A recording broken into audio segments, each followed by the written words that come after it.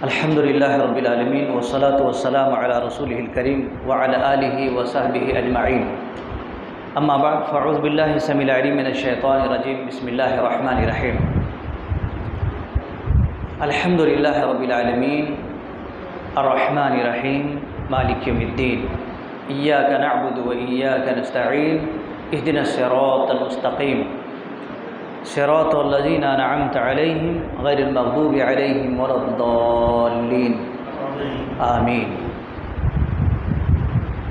سب سے پہلے ہم اس اللہ کی تعریف کرتے ہیں جس نے ہم سب کو اس ماہ مبارک جیسے عظیم ماہ کو عطا فرمایا. ہم اور آپ چاہے اپنے دل سے جتنا بھی شکر ادا کریں اس اللہ کا کم ہے. اور میرے نوجوانوں، اللہ رب العالمین کا شکر ادا کرنا ہم سب کے لیے انتہائی ضروری ہے، کیونکہ اللہ تبارک و تعالیٰ نے ہم سب کو پوری سلامت کے ساتھ، پوری صحت مندی کے ساتھ یہ مہینہ پھر سے ایک بار عطا کیا. اللہ اکبر.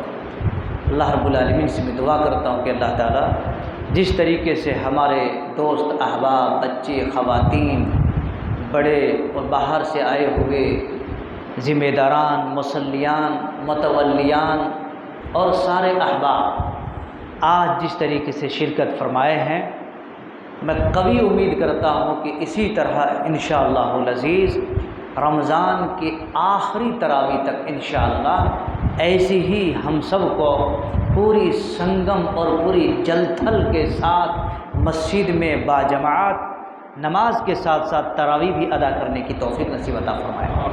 آمین. بارک اللہ. بعدہ درود و سلام ہو ہمارے اور پیارے نبی، آخری نبی محمد رسول اللہ صلی اللہ علیہ وسلم پر، جن کے اسوہ اور جن کے طریقے کو ادا کرنے کے واسطے ہم لوگ یہاں پر ایک جٹ ہیں، پوری محبت کے ساتھ، پوری وثوق اور پوری ذمہ داری کے ساتھ. اللہ تعالیٰ نبی کی سنت کو بھی ادا کرنے کی ہمارے بازوؤں میں اور ہمارے دلوں میں ہمت نصیب عطا فرمائے. آمین. میرے پیارے بھائیوں اور ساتھیوں، آج کے اس نماز تراویح کے اندر کل ملا کر کے دو اہم صورتوں کی تلاوت کی گئی. ایک صورت جو سب سے زیادہ پڑھی گئی وہ کون سی صورت ہے؟ سورہ فاتحہ. ماشاءاللہ.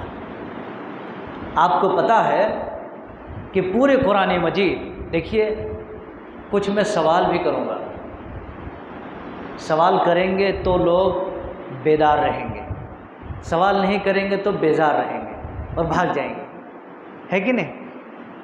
تو آپ کو معلوم ہے پورے قرآن مجید کون سا فرشتہ لے کے آئے؟ اور سورہ فاتحہ کو کون سا فرشتہ لے کے آئے؟ خاموش. جبرائیل علیہ السلام لے کے نہیں آئے، نہیں لے کے، وہ اسپیشل برانچ والے. کون؟ اسپیشل. رسول اللہ صلی اللہ علیہ وسلم کے پاس جبریل بیٹھ کے ہیں، جبریل علیہ السلام بیٹھ کے ہیں. اسی دوران میں آسمان سے ایک آواز آئی، ایک دم کڑکڑاہٹ کی آواز. رسول اللہ صلی اللہ علیہ وسلم کے پاس جبریل نے کہا، اے محمد صلی اللہ علیہ وسلم، یہ آواز ہے نا، ایک دروازہ کھولا گیا ہے جو اس سے پہلے وہ دروازہ کبھی نہیں کھولا گیا تھا، اور اس دروازے سے ایک فرشتہ اترا ہے جو آج سے پہلے کبھی نہیں اترا تھا. اللہ اکبر. اور وہ فرشتہ یہ فاتحہ لے کر کے آئے، سورہ فاتحہ لے کے آئے، اور آج کے بعد کبھی آئے گا کہ نہیں. کتنا وزندار، کتنا جامع، کتنا عمدہ، لانے والا، آنے والا، اور جس کو اتارا گیا ہے وہ اتارنے والا، اور جس پر اتارا گیا ہے. الحمدللہ.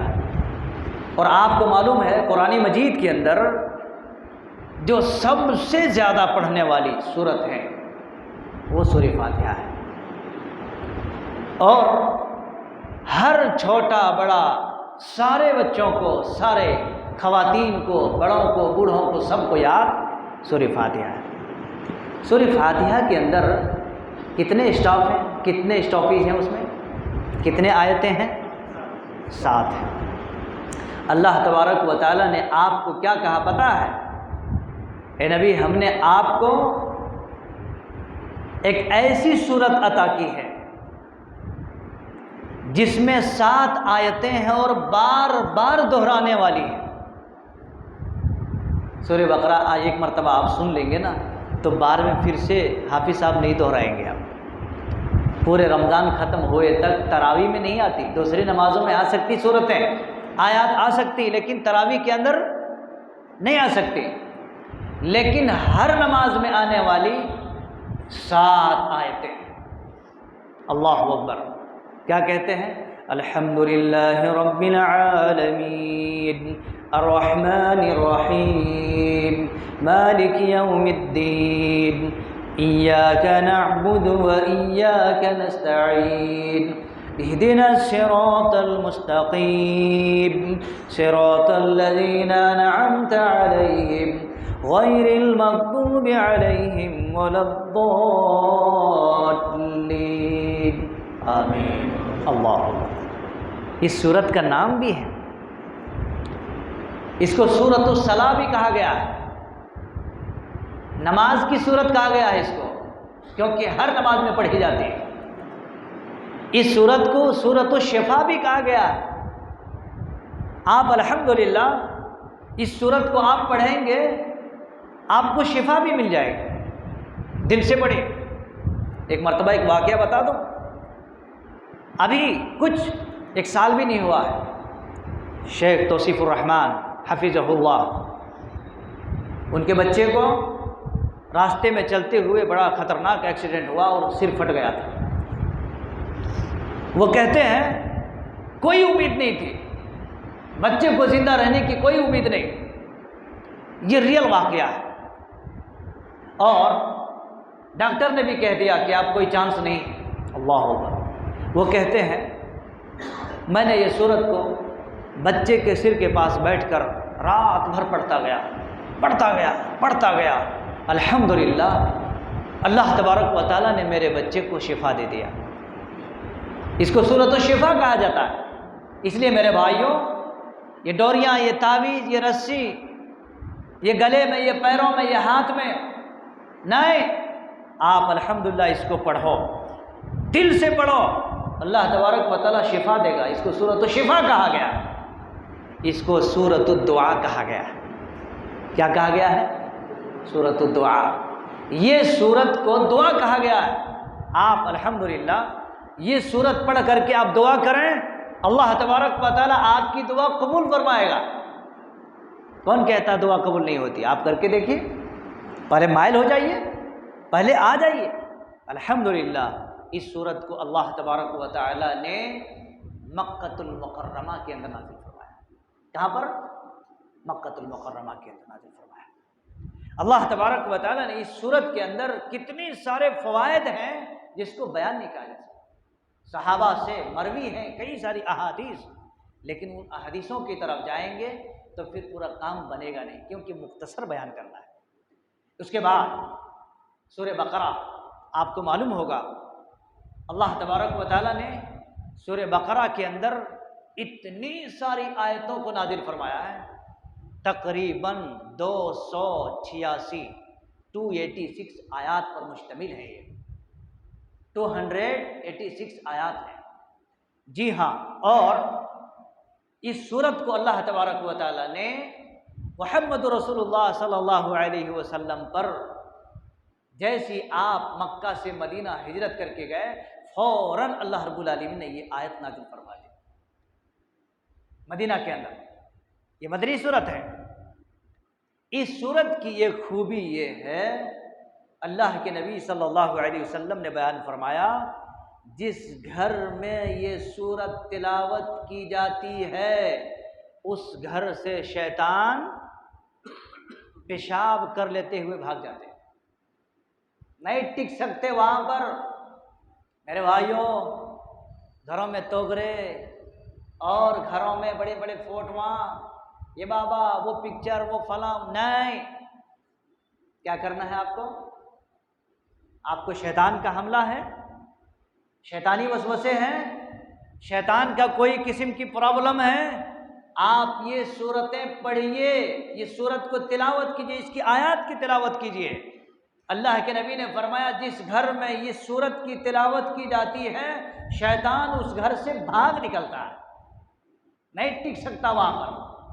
اللہ تعالیٰ نے علاج بتایا ہے، قرآن سے علاج کیجیے، قرآن سے اپنے آپ کو دل بھریے، قرآن کو پڑھ کر کے اپنے گھروں کو پاک رکھیے۔ الحمدللہ تراویح میں سن کر کے اپنے دل کو مطمئن کرتے ہیں، یہی قرآن اپنے گھر میں پڑھ کر کے اپنے گھر کو پاک رکھ سکتے ہیں، یہی قرآن اپنے بچوں کو بتا کر کے شرک سے پاک رکھ سکتے ہیں، اور یہی قرآن کی آیات ہیں جو اپنے گھر میں تلاوت کر کے شیطان سے بھی پاک رکھ سکتے ہیں۔ کریں گے انشاءاللہ؟ اگر آپ کرنے پر اڑ گئے تو انشاءاللہ آپ کی زندگی میں 4 چاند لگ جائیں گے۔ الحمدللہ آپ کے اندر یقین بڑھے گا، اعتماد بڑھے گا، وثوق اور ذمہ داری بڑھے گی، اور الحمدللہ آپ کے گھر سے لے کر کے مسجد تک اور مسجد سے لے کے پھر آپ کے گھر تک الحمدللہ توحید کے گلگلے کے کرنیں پھوٹیں گے انشاءاللہ، اور آپ اپنے گھروں کو تمام چیزوں سے پاک رکھیں۔